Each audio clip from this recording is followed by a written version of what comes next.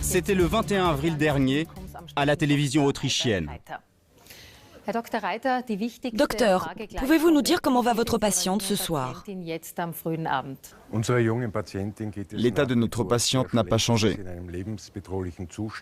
Elle va toujours très mal. Son pronostic vital est engagé.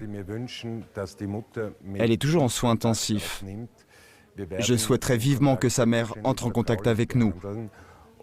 Nous pouvons lui garantir l'anonymat pour arriver à faire un diagnostic. Ce soir-là, les téléspectateurs pensent qu'il s'agit d'un simple appel pour retrouver une maman disparue. En réalité, c'est le premier épisode d'une effroyable histoire qu'ils vont progressivement découvrir, celle de Kerstin, 19 ans, qui, avec ses 2 frères et sa mère, a vécu toute sa vie dans une cave. 15 jours plus tard, les habitants d'Amstetten, une petite bourgade paisible et coquette à 1 heure de Vienne, sont sous le choc. 2 ans à peine après l'affaire Natascha Kampusch, c'est un nouveau cas de séquestration qui secoue toute l'Autriche. Tous les objectifs des caméras sont rivés sur cette maison. La presse autrichienne l'a baptisée la maison de l'horreur. Toute cette affaire est horrible. C'est vraiment terrifiant.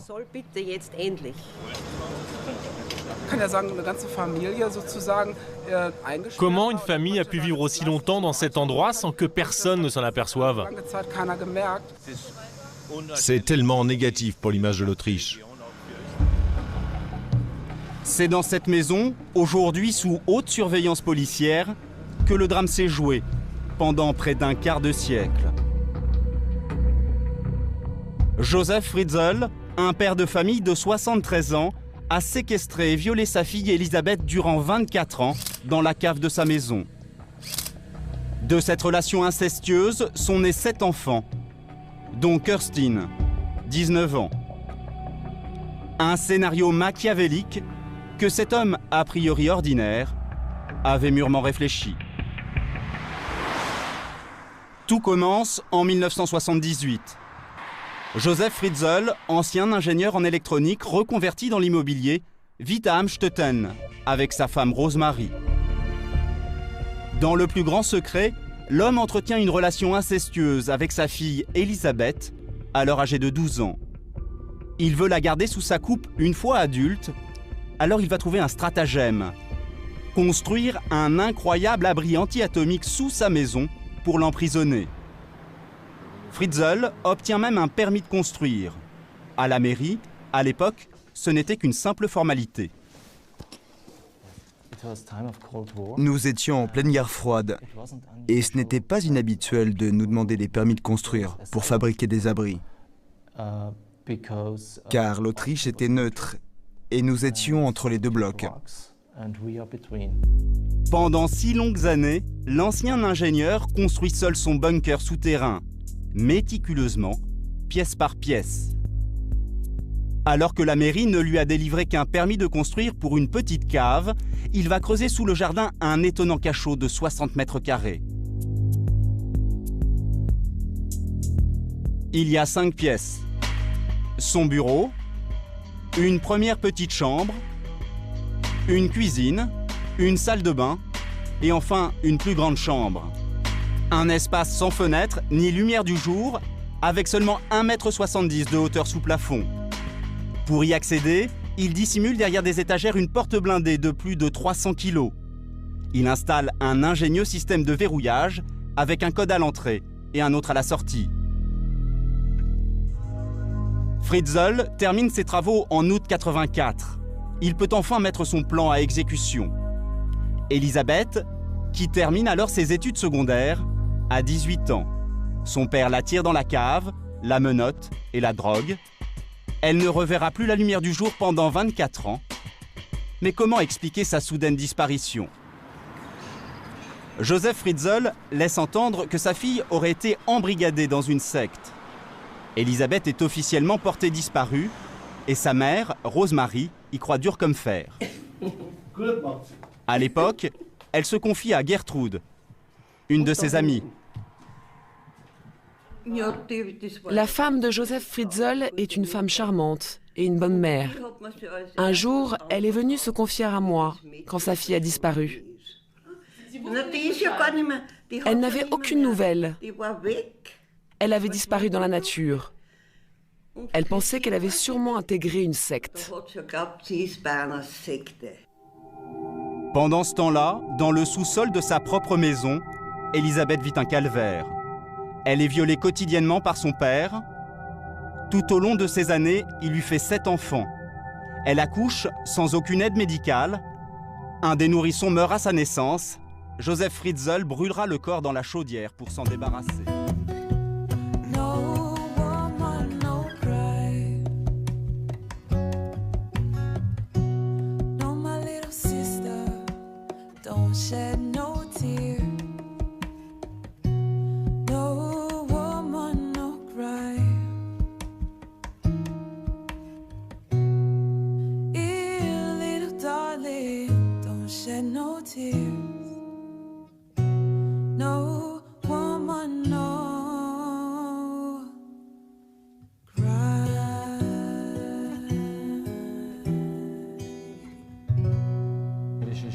Les services d'adoption ont fait des recherches et ont fait appel à plusieurs organismes sociaux pour obtenir des informations et nous n'avons trouvé aucun élément contre lui. Joseph Fritzl mène désormais une double vie dans la même maison. Au sous-sol, côté jardin, avec sa fille Elisabeth et 3 enfants. À l'étage, côté rue, avec sa femme Rosemary et les 3 enfants adoptés. Pour les voisins et les commerçants de la petite ville, Fritzl passe alors pour un grand-père protecteur. Nous n'avons jamais eu le moindre doute. Il s'occupait bien des enfants qu'il avait trouvés devant sa porte. Il les emmène à la chorale, au solfège et souvent chez le boulanger, juste en bas de la maison. Alexander, le petit garçon, était mignon avec une bonne bouille. Monica avait l'air normale. Les 3 enfants adoptés sont scolarisés dans cette école. Nous avons retrouvé le meilleur ami de l'un d'entre eux, Alexander. C'est qui le meilleur ami d'Alexander? C'est lui, c'est lui.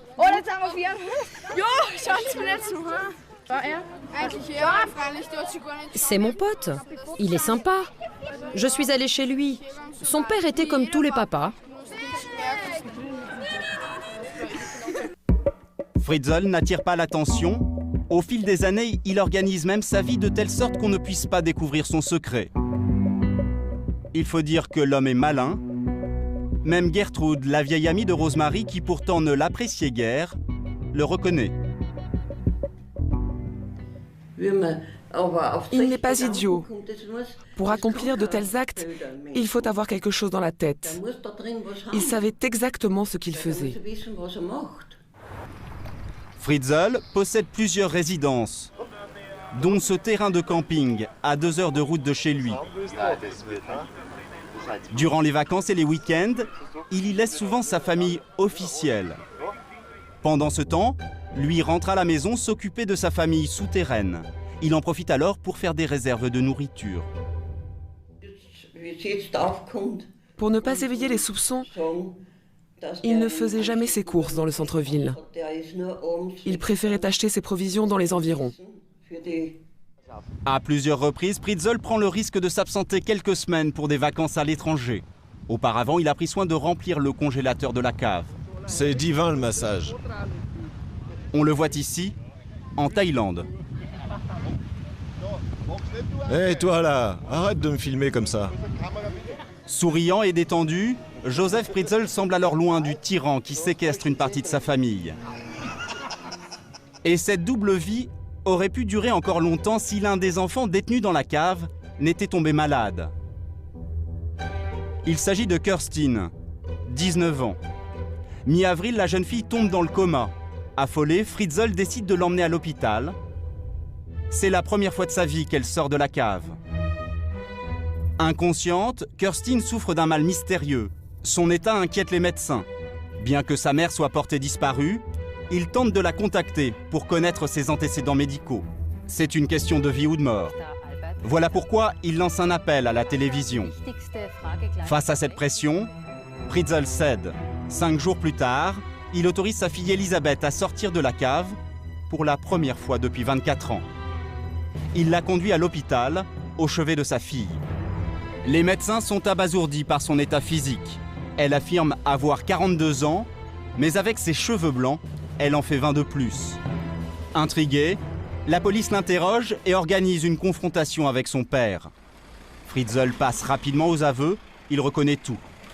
Les 24 ans de séquestration, les viols, les 7 enfants. Il est immédiatement emprisonné.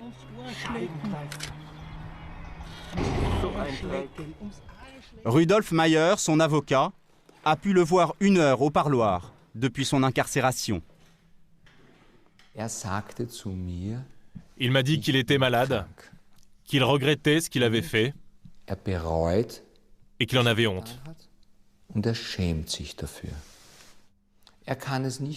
ne peut pas expliquer ce qu'il a fait. Ce sera au psychiatre de donner les raisons de tels agissements. S'il est reconnu coupable, Josef Fritzl risque la prison à perpétuité. Quant à sa fille Elisabeth et ses enfants, depuis, ils ont été hospitalisés dans cette clinique psychiatrique. Protégés par des vigiles, ils ont été installés dans un pavillon à l'écart des autres patients et à l'abri des journalistes. D'ici à la fin de la semaine, les services de l'état civil leur délivreront une nouvelle identité.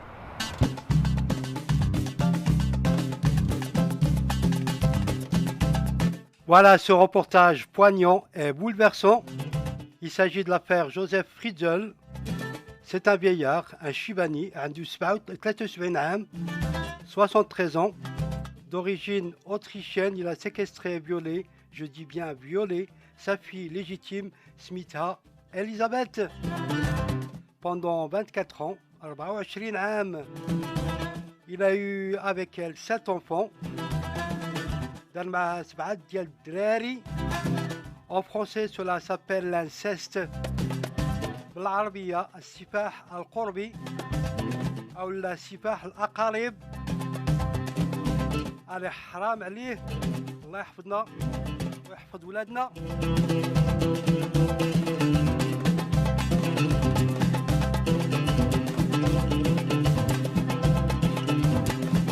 Allez, bonne soirée.